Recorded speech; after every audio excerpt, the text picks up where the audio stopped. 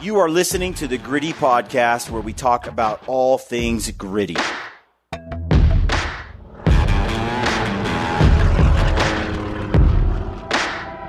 Welcome to the Gritty Podcast. I'm your host, Brian Call. I'm joined by Brad Hunt on my left, and today's guest is Tom Schneider from Stuck in the Rut. Yep. So we've been following Stuck in the Rut film productions for years. If you don't know who they are, they have a YouTube channel that they have been running. They do hunt shows. They've been doing it for a long time, 10 years, something like that, a long time. And I really enjoy their content. It's very authentic. Mm-hmm. There's no frills, bells, or whistles. It's just hunting. Yep. And they're very experienced. They know what they're doing. It's kind of a family. Yeah. Right? It is. It's basically a family of four, and then they added the brother-in-law. Yeah. And their hunts are amazing. And they are the real deal. Mm-hmm. They're your real, true Western hunters that, whether it's a bow or a rifle, they find those giants in the mountains and they hunt them. Born and raised in Idaho. Yeah, as far as I know. They're Idaho boys. Good people. They're Idaho. Yeah. Idahoans. And we get into a discussion. Recently, they dropped a film. Some of y'all probably saw it. It was their younger brother and Tom's younger sister out hunting grizzly bears in Alaska. A bear is popping out of the den in the snow. It's a gigantic bear. Yes. What was it, 10.5 feet? Almost 10.6, I think. So 10.6. It out at. Giant bear. Things don't go well. The gun jams. They didn't get enough bullets to or quite take care of the bear, and it hunts him down and tries to hunt him down. Like a 45-minute period, it comes closer and closer and closer. It's crazy. It's crazy. There's a lot of it's a great video, and then there's a lot of lessons learned from it. It's we all have been there, maybe not in that exact scenario, but any of us that have hunted a long time, we've had our some sketchy moments, some mistakes made. I can think of some in New Zealand where Ryan and I, we could have died. And in hindsight, you learn from these things, hopefully without any permanent death or cripple damage. These things happen, but it's a great conversation. And we get into a good time with Tom. I really like Tom. Mm-hmm. I think you will too. If you don't know him, you need to check out their channel. It's good stuff. Stuck in the Rut. And check out their YouTube channel. And if you like the show, you can support us by leaving a comment on our YouTube videos. We're dropping new films ourselves, Gritty Films, on February 26th. And we'll be dropping films every Sunday consecutively through March 10th or 15th. I mean, April 10th or 15th. Yep. Because by then we're going to be bear hunting. Somewhere mid-April, we're going to start hitting the mountains through the end of May. We got about 6 weeks of different states doing our bear tour kind of thing. Mm-hmm. So look for the films, though, leading up to that. I think you'll really enjoy them. I'm really enjoying the production right now. Yeah. Getting them ready for you all. I think you're going to enjoy them. So join us on February 26th for that. And if you do not have a Stealthy Hunter rifle cover or glassing pad, check out Stealthy Hunter. When you shop there and use the code GRITTY, that helps us out. Also, if you don't have their gut health product or any of their their electrolytes, that's all solid stuff. They have great products over at Stealthy. And every time you shop there, you're helping Ryan out, you're helping me out. And use the code GRITTY over there. And also Dark Energy. If you don't have a battery pack, if you're in need of a very durable battery pack that's handles the cold, handles the wet, that holds power, that runs for years. Yes. We've been using Dark Energy since 2015-16. Yeah, still have my original packs. I've used Anchors and I've used a lot of others. Yep. And they have not even come close to the durability of these and the performance of these by Dark Energy. So always happy to promote that brand, and it helps us. Use the code GRITTY over there, and everybody saves, and we get a little kickback. Mm-hmm. It's a great situation. I think that's it. Hope you enjoyed today's show. As always, stay gritty, folks. All right, folks, welcome to the Gritty Podcast. I'm your host, Brian Call.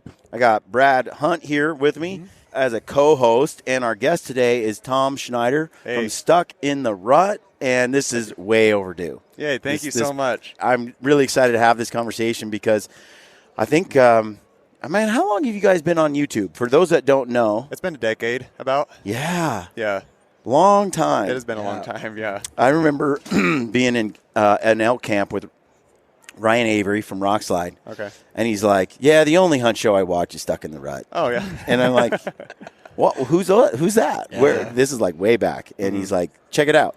And then I've been following you guys ever since. Hey, thanks. And of the hunt shows I watch, there's probably, I try to watch most stuff just to see what's out there. And I know I have friends with everybody in the industry, but the stuff I watch and really enjoy, I was saying the other day, I like Samong Outdoors. Yeah. Just because it's just like real raw. Let's just authentic. say it, and I'm sure Samong approves as well. It's gritty style. I don't know. I mean, it's He has his own style too. But then you look at Stuck in the Rut, and that's another one that we just consistently always watch for a number of reasons. One, the number one reason for me is you do the kind of stuff I want to do. Yeah. You do the kind of hunts that excite me. Mm-hmm.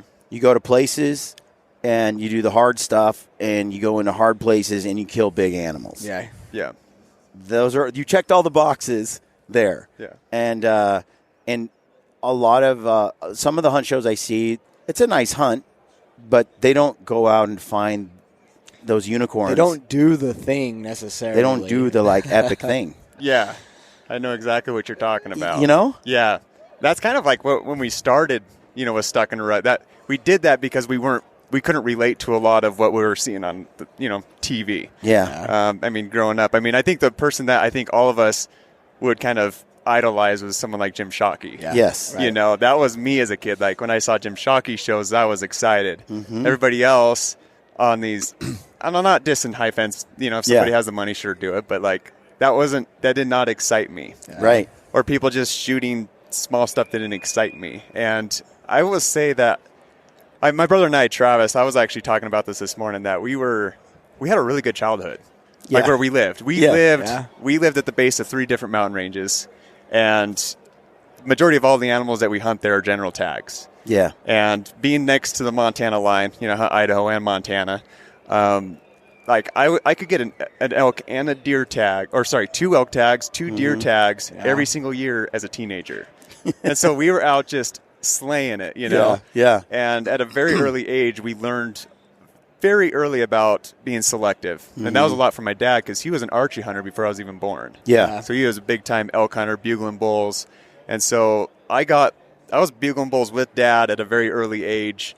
I was a little weak on the bow, though, so it took till about I was 16 years old till I archered my first bull. Okay. But I was killing 6-point bulls since I was 13. Yeah. So, but yeah, it's been a really cool adventure. Well, then Stuck in Rut, it's just like we always wanted to figure out, like, well, how can we be on TV? I think everybody has that dream of of actually, like, we have something to show for it. Like, we actually are killing big stuff, and we love doing it. Yeah. But how do you actually get it on film? And we didn't know anything about this. We were kind of clueless and about that.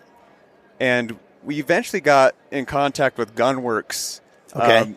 And they kind of helped us out. That's kind of right when our wheels were turning about long range. We're really big archery hunters. Yeah. We're opportunists as well. Yeah. So it's like, okay, if I have the chance to kill an animal at 800 yards, a big bull, I don't want to limit myself. Right. And so we got in contact with Gunworks. They taught us a lot about the industry and how to film and all that. And then we went from there. Wow. I didn't know that. Mm-hmm. When I look at the type of hunting, you guys remind me a lot of Ryan Lampers in the way that bow or rifle, it's opportunity. Yeah. This might sound a little bit off-putting to some, but it's like the number one thing is the age class of the animal. That's what Ryan's looking for. Yeah. Exactly. Like I was going to say the unattainable animal. Yeah. Whatever weapon, if it's muzzleloader, rifle, bow, season, that's all secondary. The number one thing is, where can I find the oldest animal on a public land possible? Yeah. And preferably on the most easy to get tag. Yeah. Like, he wants the hunt to be stacked against him in every way. And then he wants to find that thing that you can't find, and then he wants to take it. Yeah. Now, if it needs a bow for that, so be it. If he needs a rifle, whatever. It's not about the weapon. It's about It's about the actual, like, animal. Yeah. And you guys are a lot the same. It's like, I know if I watch your show, I might be a bow hunt, might be a rifle hunt, and that's not really the point. The point is you're going to go out there and find something that no one else can find. Mm-hmm. Yeah. And I think that the thing that's interesting is, and I've been like this a long time. You can call me trophy hunter. I don't really look at it that way. I just look at it as I'm fascinated by animals. Yeah. And I'm fascinated by the rarity of something that's outlived every wolf, lion, bear, so on, the elements, the seasons, the humans, year after year after year. Yeah. And now I'm trying to find that one. Yeah. And then you find it and you try to get it. It's like a whole different kind of challenge you set up for yourself. Yeah. I agree with you at that. In fact, I would say that the biggest bull that I've ever killed is actually not my favorite. You know, because I consider myself a trophy hunter too. Yeah. But if you actually look score-wise and mass and everything, that my biggest bull today is not my favorite bull. Yeah. Like, the bull that's my favorite is the one that, you know, like, well, is it if I tell a story a little bit? Yeah, do it. Okay, and I won't go. Well, yeah, I'll just tell a story. I'll just tell a story. It's a good one. So there was a bull that I was, you know, it's an area that I've hunted since I was a kid. Yeah. And it's a really good genetic area for 7-point bulls. It's just kind of naturally bulls like to grow kickers out of the side. Yeah. So, like, they just kind of grow like that. I'll just say that. Well, our buddies found a shed of him as a 5-point, but he was already a 6-point with the kicker. And from there, I started picking up his sheds on a regular basis every year. Well, this bull started, like you said, he was eluding everybody. Wolfpack ran that area pretty hard. Yeah. He survived them. It's a general tag, not just for archery, but for rifle. He eluded all those people too. Right. And in a burn, even with the capabilities of having long range, he still couldn't be killed. And it was 2018. Yeah, it was 2018 is when I finally, I actually laid eyes on this bull. I was just finding sheds, but I actually never laid eyes on that bull before. Yeah. But 2018 is the first time I laid eyes on that bull, and I'm like, I want that bull. Yeah. And so that's when I really started. It's just like that mystery of the mountain of, like, how am I going to kill this thing? And the thing is, he's been, I mean, you got to imagine how many times this bull's tried to been called. People have tried to call this bull in before. Yeah. And so we snuck into, just like what I would think with any herd bull. You sneak in really close, try to get in their territory, throw a bugle, try to rake a tree, rounded up his cows and took off. And it just, all hunting season. I took off the entire month of work in September trying to kill that bull. Could not kill it. Then in rifle season, I went back in there, and there was, I'll be honest, there was a few feuds. It was hilarious because people saw us in there and felt the intimidation in some way that we were after this bull. And so everybody's like, oh, I'm after this bull. I mean, there's just one scenario. I won't give a name, but the guy's like, well, I'm after this bull. It's like, well, so are we? The best man win. Pretty much. And it's public land. It's public Isn't it land. crazy, like, how you can get so obsessed with Well, there's animal? a sense of entitlement, There- ownership. And It's especially that animal is like, that sucker has eluded every predator, every person. Like, he's not that big for being dumb, for sure. Yeah. And so it's like, it is a challenge in itself to even, like I said, lay eyes on that bull over years and years to get within range. Like, it's a hard work. It takes really, dedication. It does. You know, and you have to have everything perfect for that scenario to line up to get it done. Yeah, Like, you do. It's different, you know. Yeah. I mean, And if he was to kill it, I'd be happy for him. Yeah. You know, Right. like, that's an important thing too, because, like, I just want to see the animal. Right. I want to see what he looks like up There's close that, in person. There's that little portion you're like, you son of a gun, you know, like, you killed it, but you're still happy for it. You know, you're genuinely happy for the You guy. have to be. You have to be. Yeah. Yep. And, well, anyways, so that bull eluded me, and then that following year I picked up his sheds that spring. Wow. 2019. Yeah. And then archery season came by once again. I was so fed up with that bull. I'll be honest. I was so fed up with that bull. I'm like, Travis, like, I'm not. He's like, we should go in there opening day of archery. I'm like, no. Like, let me get my head. Let me get my head back. I'm going to go elsewhere. So I packed in elsewhere, and then I get this message from Travis, like, I saw your bull, and I'm like, he's back in the same area with a big herd of cows. I'm just like, okay. He's like, But he's like, I'm like, Travis, that bull's not callable. We've tried calling him. We've tried everything. He's like, but you've watched him for a full year, right? He's like, well, yeah. He's like, you know his escape routes, right? He's like, well, yeah. He's like, well, I got a plan. And so we talked about the plan that night, and it was, so then second day of season, he told me, he's like, just climb up to the very top of the mountain there. So that bull loves being in the cliffs. Mm-hmm. That's how he gets away from people. That's the way he gets away from wolves. He's a cliff, like, he lives in the cliffs. You got to figure it out. He'll leave the cows if he has to. He's done that before. He'll literally, as a runner, you think a bull would run with the cows? Mm-hmm. When I bugle, there's sometimes he'd leave the cows and leave the canyon for a week until he'd come back to see the cows again. He would rather stay alive than breed cows during September. I think that's what it takes for them to get really old. They do. Honestly, they have to have like a balance between their drive to breed and their drive to survive. Because the ones that just are all in no matter what, they're just that reckless. Yeah. You can get them. You really can't. Mm-hmm. It's the ones that are kind of like, I can take it or leave it if it means my life is in danger. You know, that's a whole different level of age class to be developed. They also don't fight to the point where they deplete themselves to where they die in the winter because they just went all in. Yeah. You know, they're like, you can have this cow. She ain't worth it. And, you know, that's the sort of, I think that's often how you get those really giant and old bucks and elk, because they have a little less, throw it all into the wind to breed. Right. Yeah. I like the crazy ones. They're fun to hunt, but yeah. I know exactly what you mean there. Like winter kills, for example. I feel like younger bucks will die just because they went too hard on the rut. And anyways, so like I got up on the hill early in the morning before sunlight, and I waited up there. And so Travis, what he did was what we would normally try to do and bugle. And so he bugled. What that bull do? Went to the cliffs. Yeah, went to the cliffs, and I just hit his funnel point, 55 yards, stuck him. Oh, that's so awesome. And so it was just awesome. Then it was after that, it's just like, was it really that hard? Yeah, right. But it takes you a long time to figure that out. You don't know. And you can put what you're good at, which is calling and getting in close, and you're like, yep I'm gonna be in there. I'm gonna be in the zone. Mm-hmm. And that's how I'm going to kill it. And then it's like, well, it's not working. It takes you a while to figure that out, that, no, that doesn't work. Let's do something else. And like you guys drew up a plan. So a lot of guys don't do that. They don't know how to do that. They just stick with what they only know. Yeah. And it makes it tough. Yeah. And I know, and this might be a little bit of a transition, but that's kind of the reason why we've got so well with hunting wolves too. Yeah. Because you have to adapt with wolves. Because they are one step ahead of you all the time. So much. And they cover so much ground fast. Yeah. You cannot keep up to a wolf pack. Yeah. So absolutely. Same thing. Same ordeal. This bull, even though it's perhaps not your biggest bull, it means more to you than the other bulls. Yeah, correct.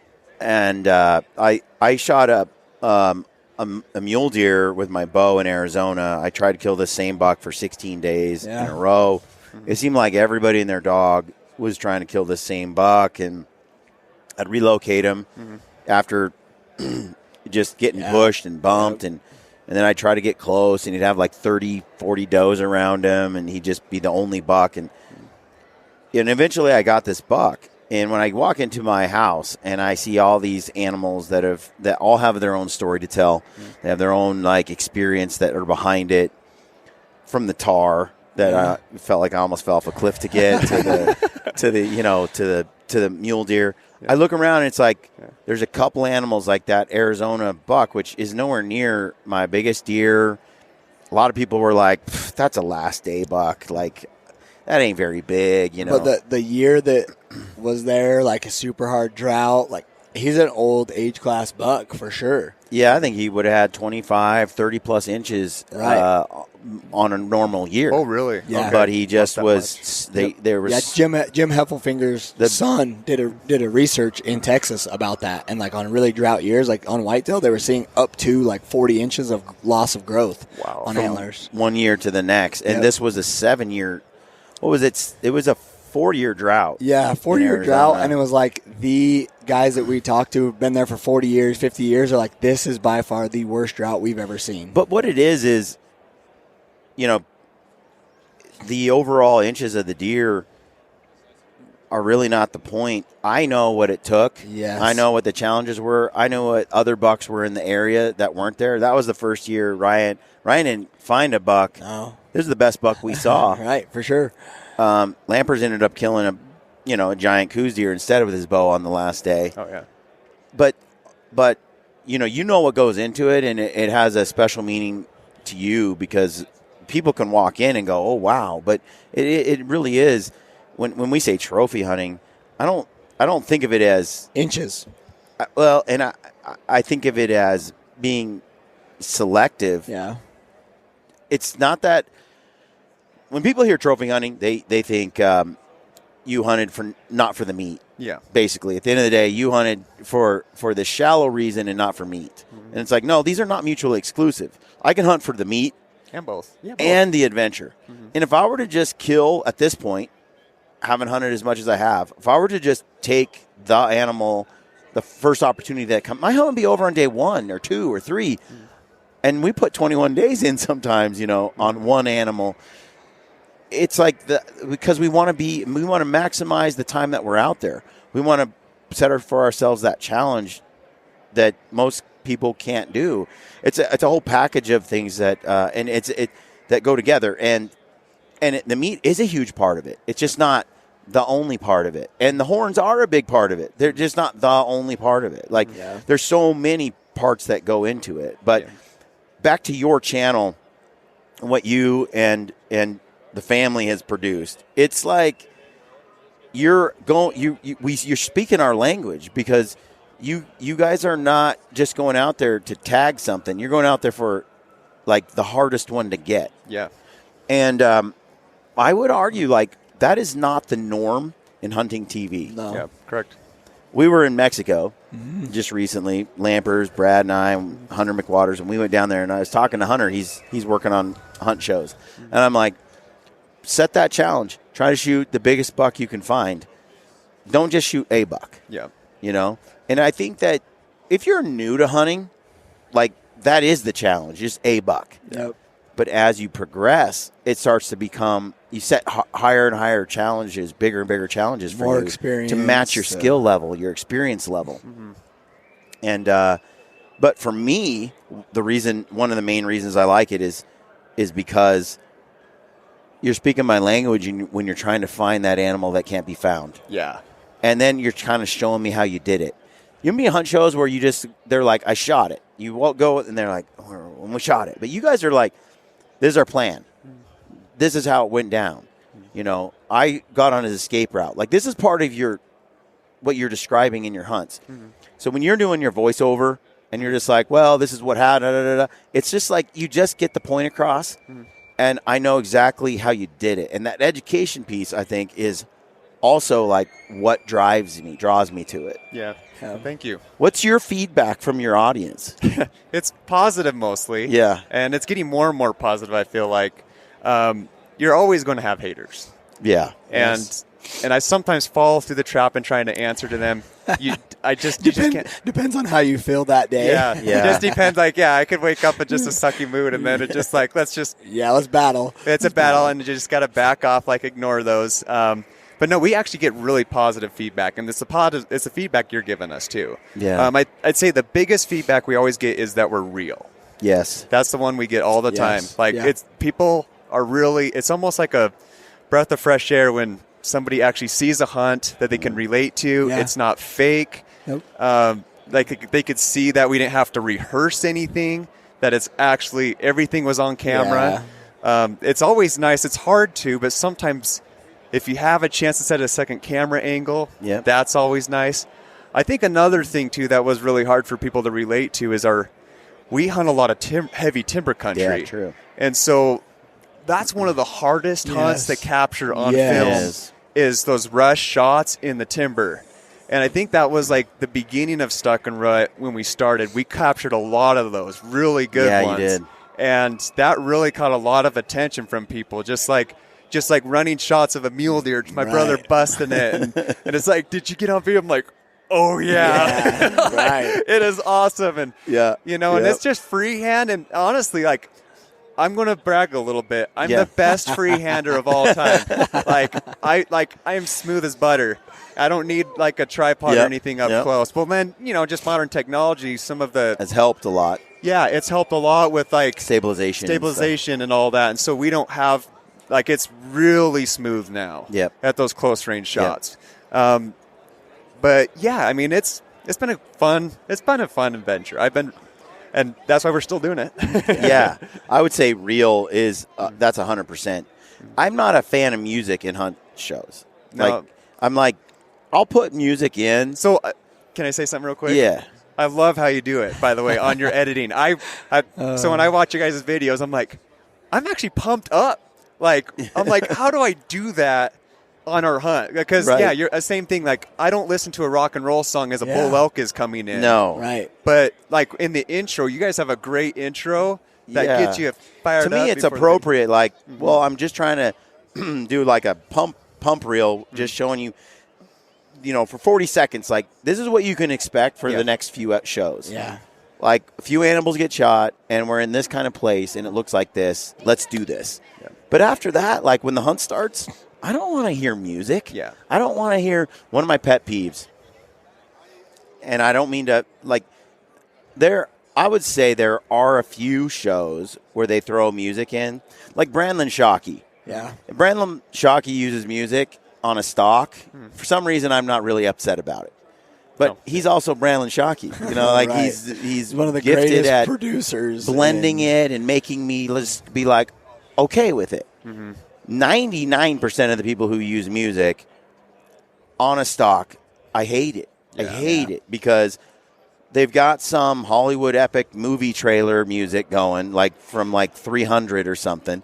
And it's this huge, gigantic build-up. It's like Jaws music. Donna, Donna, Donna, Donna. Yeah. It's so contrived. Yep. And they're getting close, and the music's crescendoing, and they pull up the rifle, and it's in the crosshair, and then they smash, the music ends, and the shot goes. And it's the music cued you up for the whole stock, but it cheated, and it didn't really, that's not really what you heard. Well, and the moment isn't as epic as it's being built up to be. Well, that's the other thing. It's like I should have just seen a Navy SEAL take down, an enemy with that kind of music in some Jack Carr film, know? Yeah. And instead I'm just watching you shoot a buck. It's too much. Yeah. Back it off, Yeah, just a little bit. Yeah, and I feel like the music touches people's emotions. And I think when you're using music in that situation, you're using it because you don't believe that you have the footage to carry that same level of emotion. That's true. Actually. And so you use the music to do it instead. But you didn't create that music. That's not your art. You just took it from somebody else who did that. Yeah. It bothers me. It's if you challenge yourself as a hunter, and if you create film content for hunting, you challenge yourself not to use music, you will completely change how you film. Yeah. You will completely change how much you pay attention to the microphone. Right? I've hunted with a lot of guys that are great film guys, and they're used to making sick highlight reels, and they're filming my hunt, and I'm like, they don't even have a microphone. They don't plan on it really showing. They've seen it through the music lens, and the fade in shot over the shoulder, and a little blur, and a rack focus over here, and it's that's not what I want to see as a hunter. I get irritated. I want to see the hunt, and especially the kill shot.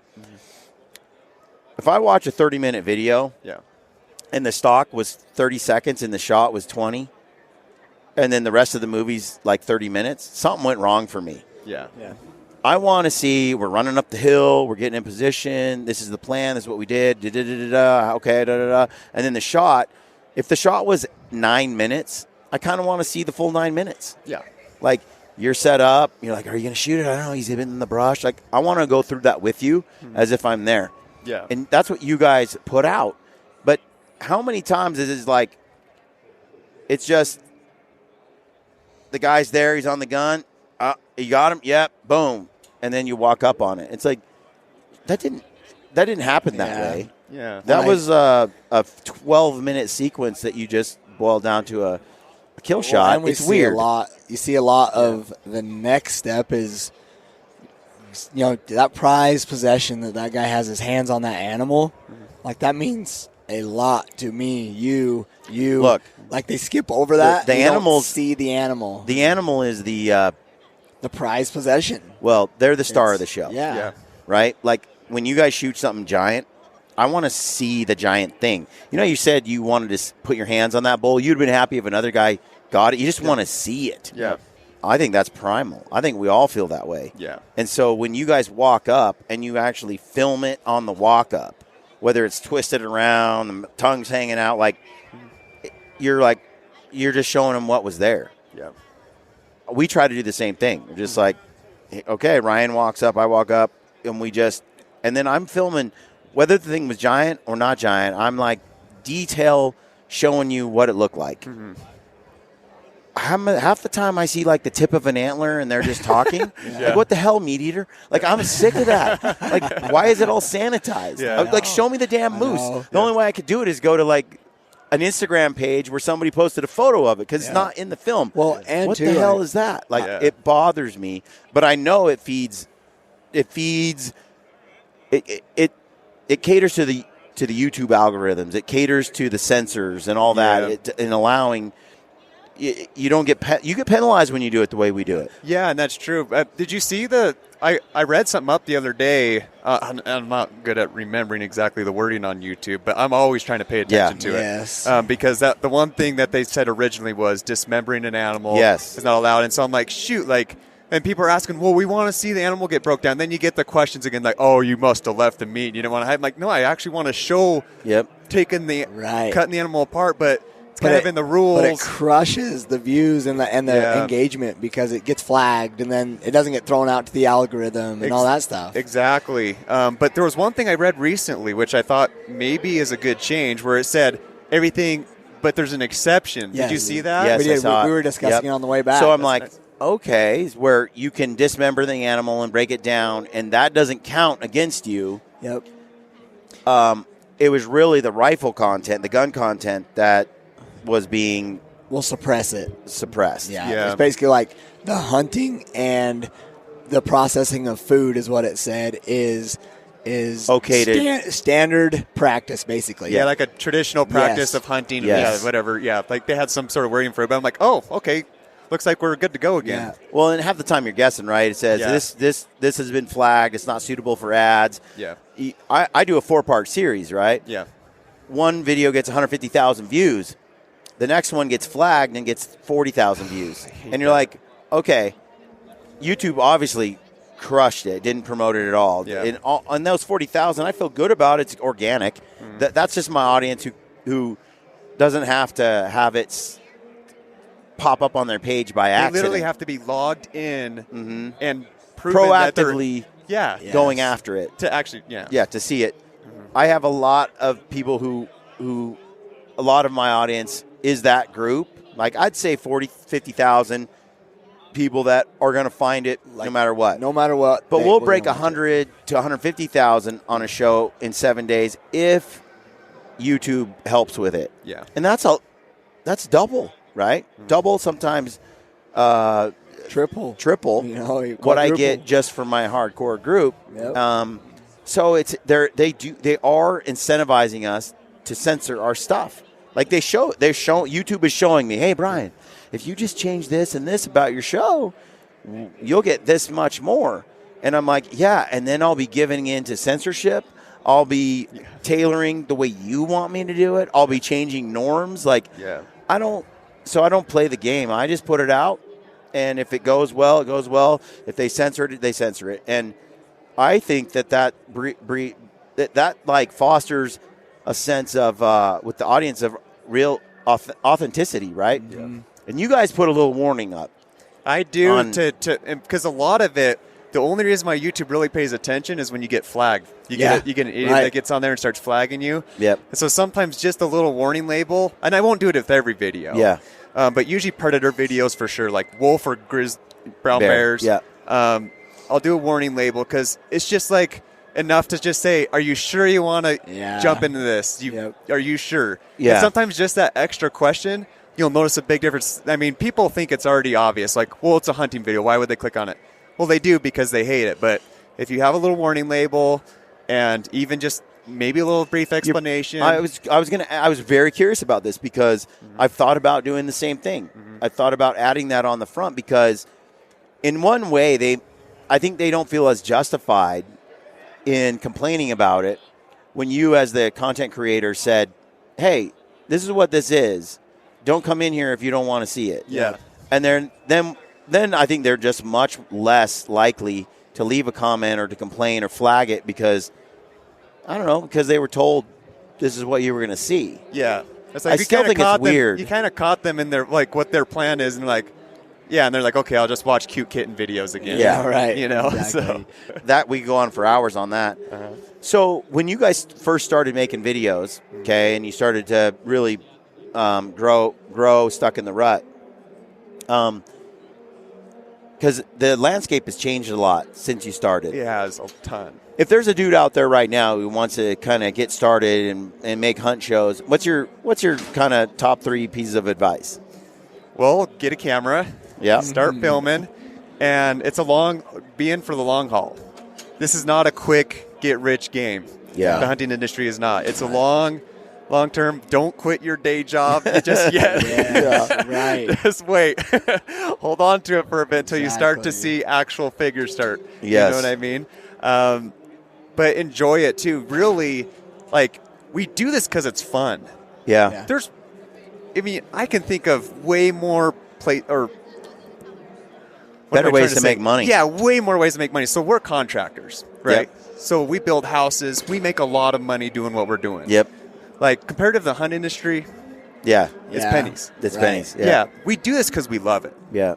Like, we really did. If the one thing that I think why people are able to see what we do is real is that even if the camera is off, I would still do what I'm doing. Yes. Yeah, we say that all the time. We do. The authenticity is key. In anything you do, I look at it, and just like you've taught me this, is a walk up on an animal.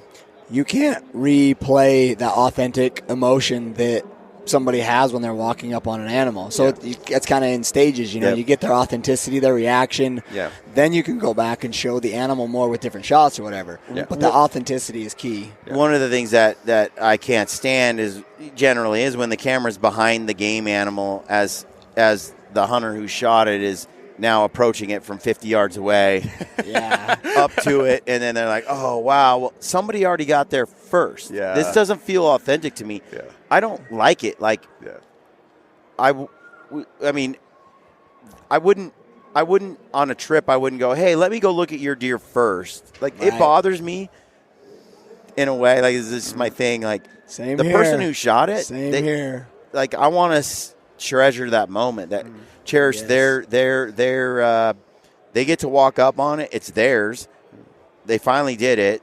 I want to record their reaction to it in the realist, in the moment that it happens. So we don't do anything special. I just walk up. Yeah. And I record Ryan, and Ryan is boring. So Ryan just goes, wow. For like 10 minutes, he doesn't say much. He just looks at it. Oh, this is great deer, you know.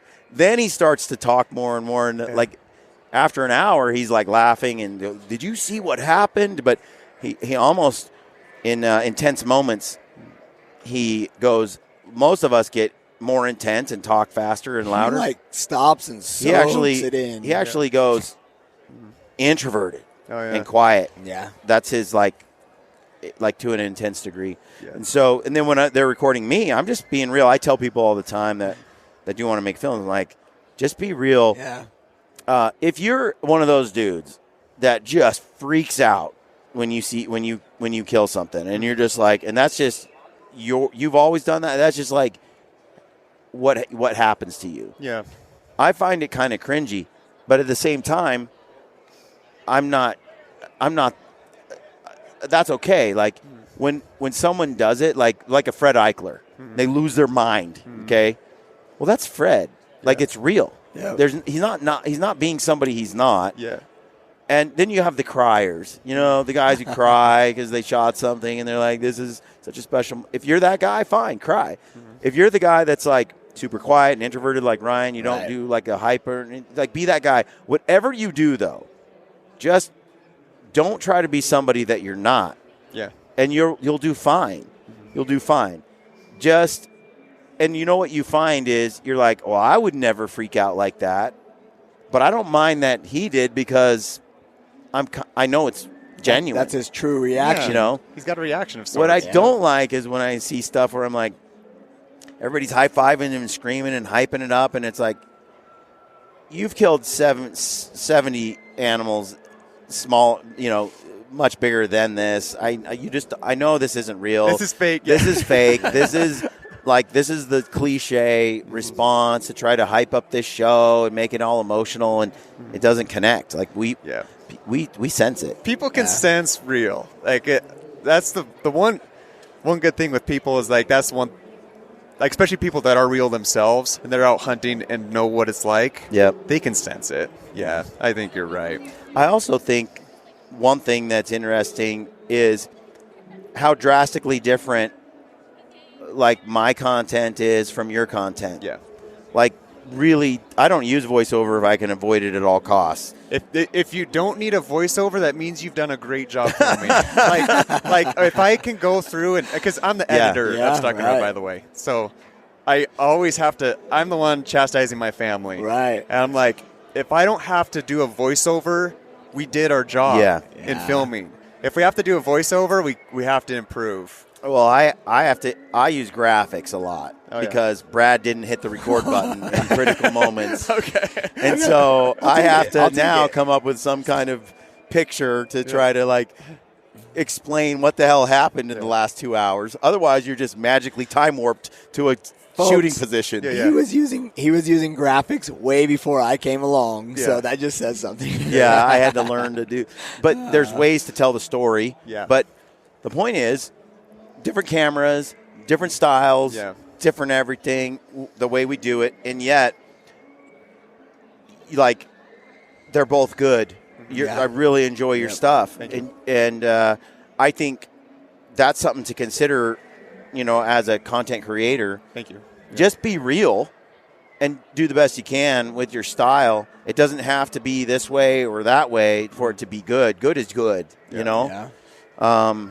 I look at Samong Outdoors, and one thing that's interesting with his content, as we've been following along for a couple of years, is he's still kind of on that rookie hunter level. Like, he's not like shooting giants consistently. He's getting into a few, but he reminds me of myself 20 years ago. You know, I still enjoy his content. It's different, though. I don't watch his stuff for the same reasons I watch yours.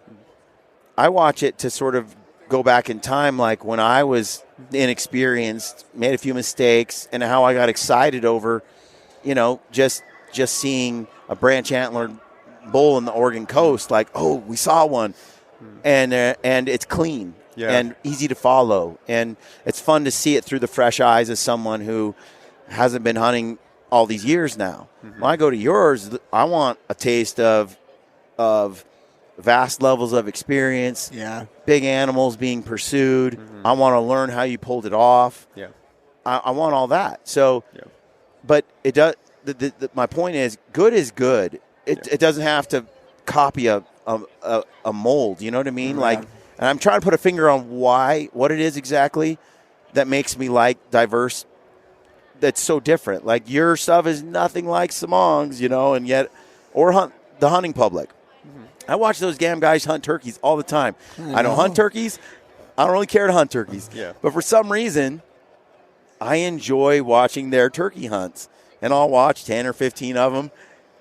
They got – it's like, why? Well, why am I watching this? It's the same as whitetail hunting. And it's like, you and I talked before the podcast. It's like, I don't know what it is. Like, when we get on coos, there's something about coos deer that I'm like, I absolutely love. Whitetail, not so much. But I'm like, technically a coos deer is a whitetail. I just love it, And same with hunting public. I'll watch them shoot whitetails all day long. It's not my thing, but I love it. Same with your guys' content. It just sort of tells me that I think that within each of us there's this hunter. Yep.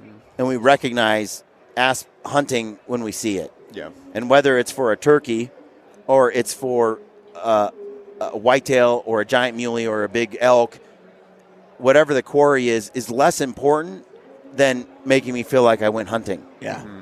Right? Yeah.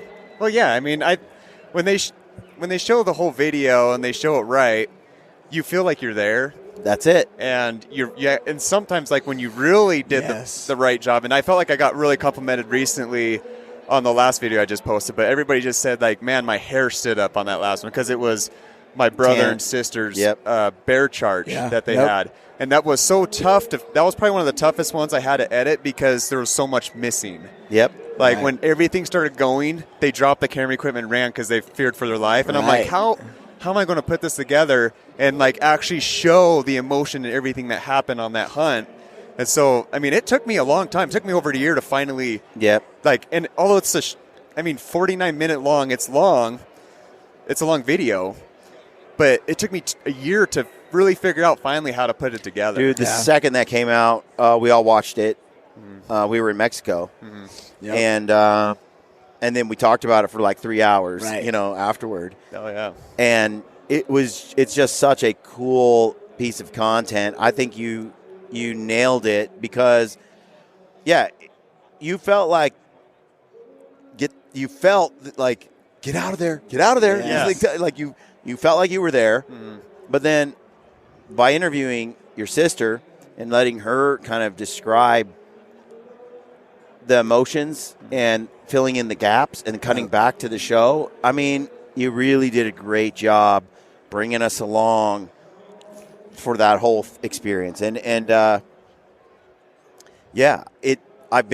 had hunts, not harrowing ones like that, but I've had hunts where you're just missing lots of footage to tell the story because the camera was not on. Yeah. And it takes a long time to try to bring something forward that does justice to the experience. Yeah. You have to come up with that stuff somewhere else. And the interview with Tana was really good. Thank you, yeah. And I couldn't chastise them on that. We were just so glad she was alive. Yeah. And we were getting in-reaches of just, like, they wanted off. They wanted to get out because, like, they had a dead bear. Like, they're both just sick to their stomachs, and they just wanted off the mountain. But then there's storms there. Adam can't pick them up. Yep.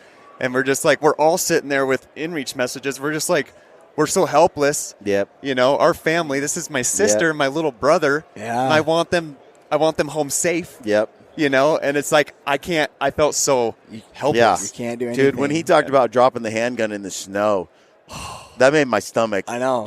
I wanted to vomit at that point. I was like, what? I didn't know about that part. Like, oh. And then the fact that they found the handle just kind of sticking up, because I've dropped stuff in snow like that. Yeah. It's gone forever. Oh, yeah. It disappears. And it's not like it's a little, like a lightweight object. Mm-hmm. Well, and I say, too, like, Trevor did a good job in that moment of really actually keeping his cool. He did. Shooting a 454 Casull is not easy to do. And he's not a good shot either. Right. Like, when he's in the... and that's what I said. I was like, 5 shots, because four of them hit the bear, right? Yeah. And so it's like 4 out of 5 shots with a 454 Casull. That's impressive in itself. It sounds like, too, he waited till it was in the proper range. How tempting would it be to, like... Well, the first shot was a pull. Like, I think he panicked the first one. Mm-hmm. Yep. He hit the rock, and he said in his head... he said, I can't afford another one like that. Yeah. And it was right when they got in that little rock pile, and the bear was wiggling around the rock pile. He just, boom, hit the rock. He's like, yeah, I can't do that again. Yeah. So then after that, he said, as soon as that second bullet hit hide, just keep pulling. Like, at that point, it was just hair flying, boom, boom, boom, boom. Yeah. And, it was a pretty crazy experience, but like I said, I'm glad they both came Look, and you can't really... Everyone can be a Monday morning quarterback. And the thing about it, what's great about it is when she breaks down the series of mistakes, where here's my advice, or what I should have done, what I would have done differently if I could go back. Boom, boom, boom. It's such a great learning tool. And then, of course, that sparked a 3-hour conversation for us on what would you do? What would you do? At what point? In what minutes? If this happened, what would you do next? such a valuable discussion. I can recall being on in New Zealand in the Southern Alps with lampers, and we could have easily died on those without crampons, up in some spots, got ourselves stuck. There were some seriously stupid positions we put ourselves in, and I could say now I would never do that. But I did it then. I made a dumb choice then. I wouldn't repeat it now. And you can look back at what happened on that bear hunt, and you can go, "Well, yeah, that was so dumb." Yeah. And it's at the same time, we've all been there and had to salvage a situation. Yeah. And then that makes you so much wiser and more prepared for that next time where you're like, "Oh yeah, I would never do that." Yeah. And I think people who are quite proficient and have spent a lot of time, like ourselves, in places like Alaska or on these types of hunts, we're often more susceptible to this sort of thing happening to us. Yeah. Because we're so much more comfortable in those dire situations that we're not as fearful going into it. Well, and I would say, too, just like you're talking about. So we don't come as prepared. Yeah, the experiences. Yeah. The more experiences you put yourself in, the more confident you get. And so even a high stressful situation, it's like guys with combat. When they're doing it in and day out, they get more comfortable with it. You know just how your emotions react to it and stuff. Yeah. Like when we've had Grizzly come into camp, the first couple times it's like, whoa. Oh, yeah. And then after that, you're like, you're more calm. You know how to handle the pressure of the situation much, much better. And it's just, I think it comes with, just like anything, experience. And you can have some very bad experiences. Like that could have been way worse than it was. Yeah. But again, you learn from it and you run with it. If you don't learn from it, then you're not a good hunter. And next time, guess what? They'll be more prepared. I promise you that. Oh, yeah. No matter what. Well, trust me. So pretty much right after that fall, when we went to Kodiak Island, I can't tell you how much firepower we had. Right. It was out of control. Nobody's going Winchester this time. Well, we bumped the sow and 3 cubs in the alders, and Travis did a little video of okay, take a look and of how ready we are. And everybody's got everybody. It's like the Magnificent Seven. Yeah. Fully loaded. Yeah. It just wasn't going to happen again. Yeah. That's very cool. Yeah. So explain, give the audience who may not know, tell them a little bit about your hunting channel. How many hunt films do you got now? Honestly, someone could binge for days. You could, but we don't have a lot of videos, it seems like. When I look at it, I think it's 180 videos, and part of those are episodes, part of those are just clips of things we've seen in the woods. Yep. But yeah, you can binge and spend a lot of time there. It's hilarious when we shoot long range and somebody's like, "I've been following you for years and now you're long range."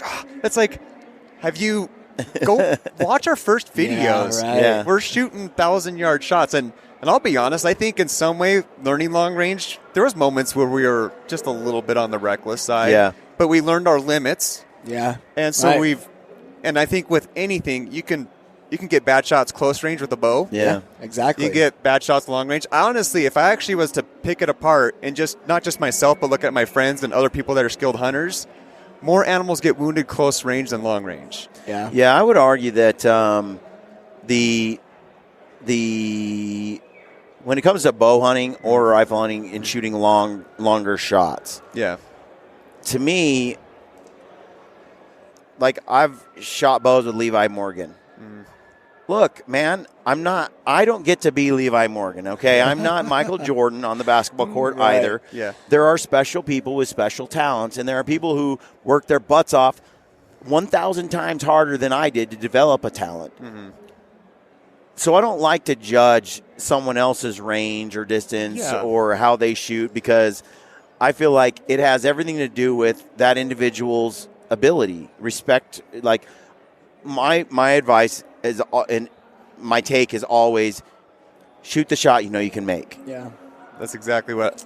Well, and I would say, too, in the preparation, too, your setup, what your setup's capable of. Yeah. Again, it inside and out. Yeah.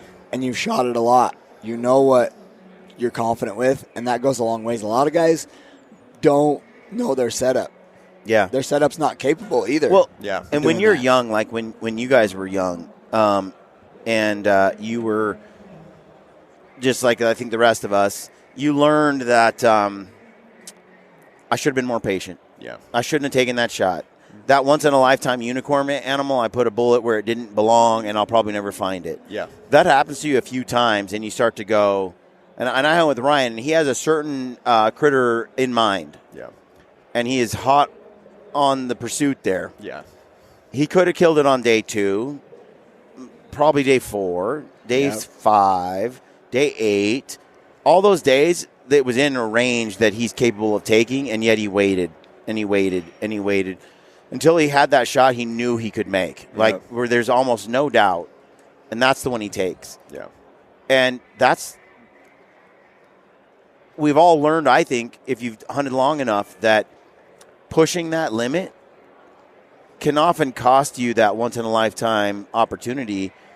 If you had just waited another hour or another day or a few more seconds for a better angle on the animal, then you would have walked home with it. And the difference is just, it's not much, but it's all the difference. Yeah. Yep. And I wish there's the one thing I do cut out, which I feel guilty of doing, is especially in a long-range shot, where sometimes we're sitting there looking at an animal for 15 minutes before the trigger's pulled. Right. Because you're sitting there and you're like, the animal is taking steps and it's feeding. And when you're at that range, one step, bullets in the guts. Right. Yes. You know what I mean? So we're sitting there and we're waiting for that animal to be so occupied. That animal has not moved in that spot for a couple minutes. And you know your win factor. And and everything. That's huge. And everything's good to go. And the one thing it's a shot you can make. Yeah, and it's exactly. You didn't pull the trigger until you're like, yeah, I can do this. This is going to work. Yeah. And you know that because you got so good. Yeah. Same with a bow, like at 100 yards. I'll see a guy take a shot at 100 yards. It's like, I've taken a few animals at 90, 92. Yeah. I've never taken a long-range shot that didn't end well. But all my long-range shots like that, I've only taken 4. Well, and you know what I mean? Like I didn't take very many, but the ones I took, I made. But the reason for that was because I was so freaking confident. Yes. And I had practiced every hour leading, usually it's Arizona, and I'm shooting for hours at a target all day. We're glassing and we're shooting and we're glassing. And by day 10, I've been shooting. I'm so dialed at this moment and fresh. And I put 10 arrows at 90 yards in that target just about an hour ago. So when that comes up, I'm there. Would I do that on a 14-day backpack hunt in the mountains after I haven't shot, but like a thumper arrow? No, I'm just not going to do it. I don't think I can do it. And the thing is, too, is I feel like on those longer range shots, the animal can be way more calm, especially if they don't know you're there. It's a surprise, which helps dramatically. Almost with coos deer, we're kind of let's shoot them at 70 and beyond. Yeah. Because closer, they jump out of the way and move. And he's saying they're very aware of their surroundings, right? Yes. I've never had experience hunting coos deer, but you said they know you're there when you hit a certain. Lampers was at full draw. Buck is walking through this little opening, and he's in a hole waiting for it to come through this opening. But he only has this little window of it to come through. Then he has to stop it, and so it's walking through, and he goes, he does some kind of sound like a kiss or whatever, and shot at exactly the same moment. 18 yards. Yeah. 18 yards. His bow's shooting 290 feet per second or something. A buck is broadside. He goes, and by the time the arrow reached it, it went through his chest and out his ass end. Really? It turned when it happened? Uh-huh. Yes. Had enough time to do at that. 18 yards. At 18 yards. Wow. He was shot. He didn't even wait. He shot at the same time. He anticipated it making him making the sound because it was trotting after a doe. Yeah. So he just went boom and did it, and it was a chest shot. It turned into him. Well, as it was thankfully, turning it was around. still a kill shot, right? Yeah. Thank goodness. But I think too at long range shots, you consciously are more aware of what's going on, and you control yourself. I think that's a lot of it is the control. Yeah. Where a quick shot, rush shot, you're it's money. Yeah. You know, where a long shot, I think you're really taking much more time. Same with the rifle. I've dry fired multiple times, you know, like just getting comfortable behind the rifle. And it calms the nerves. Like you can really and even yourself. at those long range with the bow, you can draw.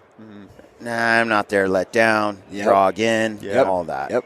So it's great. Yeah. Well, dude, where can people find Stuck in the Rut? Well, you can find them on our YouTube channel, Stuck in the Rut. It's spelled stuck with an N rather than in. Yeah, Stuck in the Rut. You can find us on Instagram at Stuck in the Rut. Pretty much, I made it pretty simple for people to find us. I started a TikTok as a joke, but we actually got a big following on TikTok too. But I don't take it seriously. Yeah. So you don't have to go to TikTok. Well, and you also have you have a subscription community too. We did. We're kind of turning back on that just because at this time I don't think people are ready to move to it. Yeah. People are still stuck with the Instagram and stuff, and you know it's tough for us. We are trying to build it, make it better, but we can't keep up to. That's Instagram. where we are. We built one, and we do it through locals, and it's a great community. We have some goals to really work on it this year. Yeah. But we kind of backed off promoting it as well because we were like, man, we are getting stretched too thin, and we're not providing the value to that community that they deserve. Yeah. And they've been really cool as we've talked to them. They're like, we get it. We just want to support you direct. We love what you do.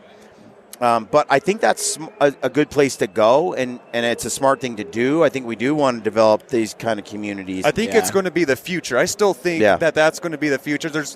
It's sad to say, but I do believe there's going to be a time that YouTube, Instagram, all these, they're not going and that's why we have Agreed. decided this year between Ryan, myself, and Brian, like we are making it a priority this year that we are going to tailor to that locals community a lot more this year. A lot more, but we have. It's so important you stay out on the other platforms too. So it's like, okay, we just want to keep our current production volume up, but now we want to add to it. And you're like, I'm the editor at Stuck in the Rut. Who else is helping with that? Pretty much, It's you start.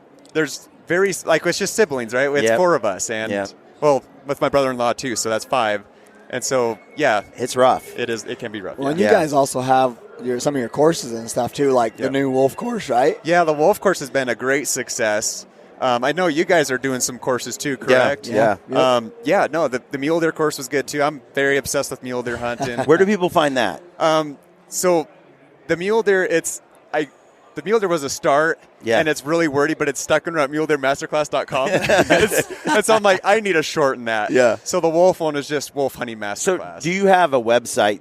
2 separate ones. Yeah, so there's that one. Okay. And then on Instagram, I'm getting it worked up right now to where, you get that link tree where you can just click on it and just go to it, you know. Okay. Yep. And the Instagram is pretty much like a text service for me. Like that's where I'm answering the questions and everything. Well, I can just tell the audience, if you don't know Tom and his family and the Stuck in the Rut brand, you need to go check it out. If you do know it, you already know about it. But I highly recommend it. Go check it out. Go follow the Instagram. Subscribe to the YouTube channel. Check out the stuff. You're going to like it. You're going to value it. And I'm just excited to see what you guys keep producing. Hey, thank you. I love the Alaska stuff. I'll tell you that. I know you talked to Adam recently. Or was it you that talked to Ryan? Ryan did. Okay. Yep. Yeah. So I'm excited. I'm excited for all that. I want more. Yeah. Yeah. Well, we do too. And we need to do another one where we talk about wolves. Yeah. Because I think there's a whole giant, couple-hour-long discussion to have on that, which I think the audience would love. Like we talked, you played a big part in the Foundations for Wildlife. Yeah. And Justin Webb and those guys over there, he's like the director of Foundation for Wildlife. Mm-hmm. We're actually going to get Justin on.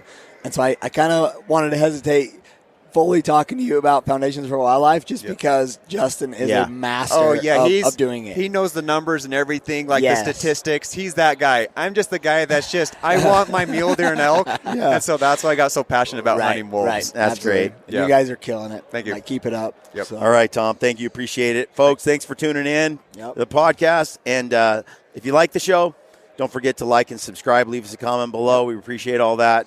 And stay gritty.